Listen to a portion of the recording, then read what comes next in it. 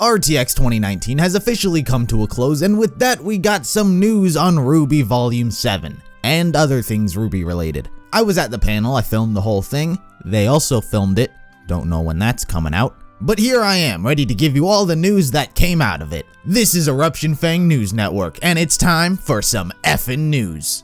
Let's start with the most simple of all things, the release date. RWBY Volume 7 is set to release on November 2nd with, I believe they mentioned 13 episodes, but I'm not 100% sure on that. It is a tad pushed back based on the past release dates, but only by a few weeks. But that leads perfectly into some exciting news going into the next volume, and that's 2 new writers! Miles and Carrie aren't going anywhere, but they're adding 2 more, Eddie Rivas and Kiersey Burkhart. Though I'm not familiar with Kiersey's work, I am familiar with Eddie's, which makes me incredibly excited. I guess with Nomad of Nowhere not hearing the faintest of whispers at RTX, Eddie had to go somewhere. I really gained a grasp of his name in my mind through Nomad of Nowhere. I think that's an incredibly underrated show that people looked past because it doesn't seem like much. But hey, what are you gonna do? Eddie often works on things that I find myself enjoying a lot. One of the most reassuring things with his addition for me was his work on the RWBY Ultimate Fan Guide. That delivered so much. You have to understand like everything. So if he and Bernie could churn out something like that fan guide, I'm certain that he, Miles, and Carrie can get all of their eggs in a more secure, structured basket. So things are in fact looking up for Volume 7, and of course I'm looking forward to what Kiersey has to offer. In other news, the outfits have been unveiled. Let's go in order, shall we? I'll just use the words Miles and Carrie used to describe them. So RWBY, while I think her outfit more or less looks the exact same, she's gotten a few more physical changes. They said her hair's a little bit more out there, a little bit more playful, and she's getting thicker. Take with that what you will. Apparently, she's bulking up a bit. It's kinda hard to tell, but her forearms are stronger, her legs are bigger, and she's rocking some steel-toed boots. Weiss has gone full Atlas. She's donning what feels like a full-blown uniform of the military. I don't know if this is custom like the other characters' outfits or if this is more formal to Atlas military attire. She's also got a lot more hair than I ever thought she had. But she's rocking her boots again and she just refuses to stray away from that combat skirt. Blake's got a haircut. A rare thing in anime, but sure, looks good. I like it. And Yang. I mean, it looks like Yang. Look, it looks like she put on new pants. There's really nothing too different with her. But let's be real, this season's about Weiss. She's got the most drastic change. All eyes are on her, as they should be. The costumes don't affect the story in any way, so all I can really hope is that they don't do an Oscar and just all of a sudden, new clothes. But hey, that's literally how they've always been.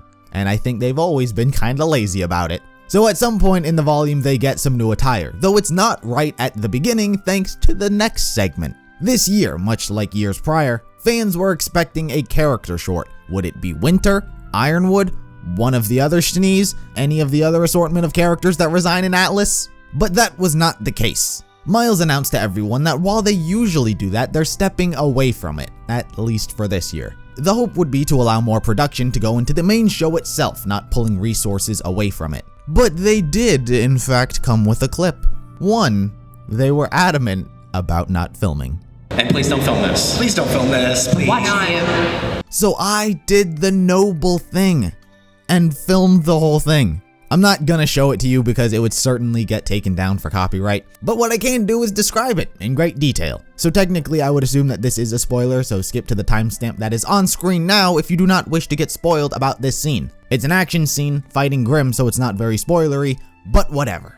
Alright, so shortly after the events of Volume 6, our characters are in Mantle. Not in their new clothes, I mind you.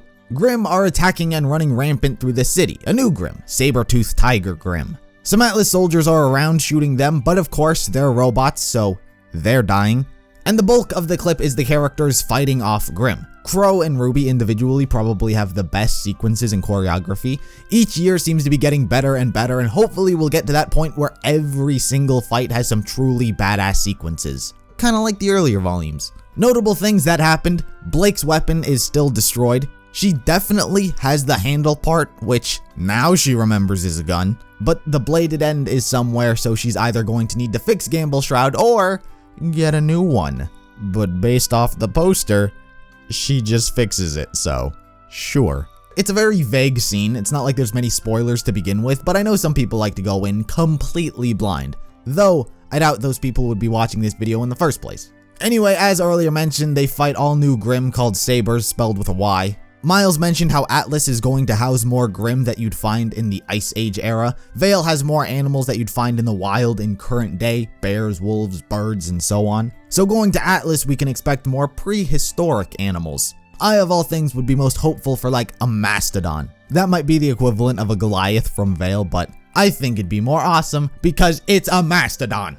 Anyway, so that was the clip that was shown. Welcome back, people who skipped to this timestamp. Then we wound up with a lot more of the minor announcements that were about Volume 7, but are still RWBY related. So, unsurprisingly, there was a ton of merch announced. The RWBY Funko Pops, because that's exactly what I was thinking. I need more figures of Team RWBY in their Volume 1 outfits. Some generic shirts and pins and such. And now, they've gone the extra mile of selling a life-size Crescent Rose replica. I believe the price is about $400 and it was exclusive for the first time at RTX, but will come to the RT store eventually. Then you got some casual cosplay hoodies, a Nora bomber jacket, another Zwei plush, and a Maria bracelet / necklace. I don't know which one it is. Then personally, the thing I am most excited for is the World of RWBY, the official companion book. It's a 200-page collection book of world expansion, character art, interviews with the creators, and just a whole bunch of junk like that. And I like that kind of junk because it's interesting. It's hard to tell if it will be in a similar vein to the Ultimate Fan Guide,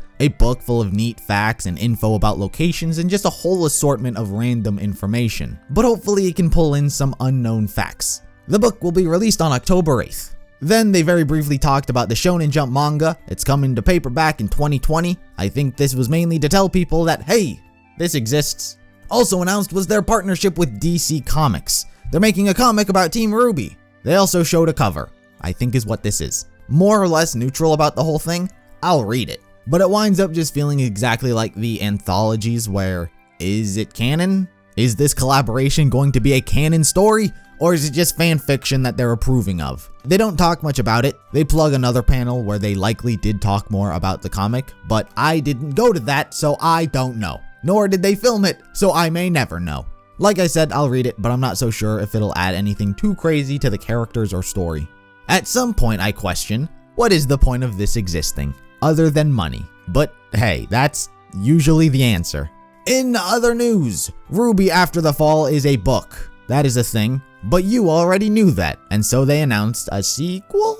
Titled Before the Dawn. Sounds like a prequel, but I mean, hey, it's the second book. They once again don't go too much into any detail. I wasn't capable of making it to the After the Fall panel, but from what I heard, there was a sequel planned which followed Team Coffee and Sun. But I cannot confirm if that is indeed Before the Dawn or some other book that they have planned. Anyway, new book! I'm happy that the books are being a thing because After the Fall was a really great addition to the story, which definitively is canon. And that's sort of the best thing about it in my opinion. Like, the anthologies are great and I love talking about them, but they were just a collection of stories where they kind of said things that were canon, but they can retract them at any point, so that's no fun. So having a book series where you can point and be like, this is canon, I like a lot. There's no beating around the bush, no vague yes or no, just a solid yes. So I'm invested into this scholastic future. In other news, Knights Chronicles is doing a crossover with RWBY. They're adding them to the game. It's a mobile game,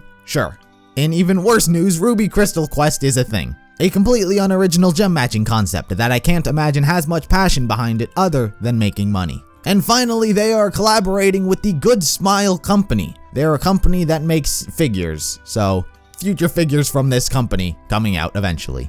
Anyway, so that was the RWBY news coming out of RTX this year. There was a lot that was announced, but not everything elaborated on. They only had 1 hour to do this whole thing. But that's why I'm here to deliver the news to you. So with all the new things announced, what are you most looking forward to? Personally, I'm looking forward to that companion book releasing later this year. That and the RWBY Scythe. I feel like I can make a good video out of that. But let me know what you're most looking forward to down in the comments below, and I'll see you in the next video.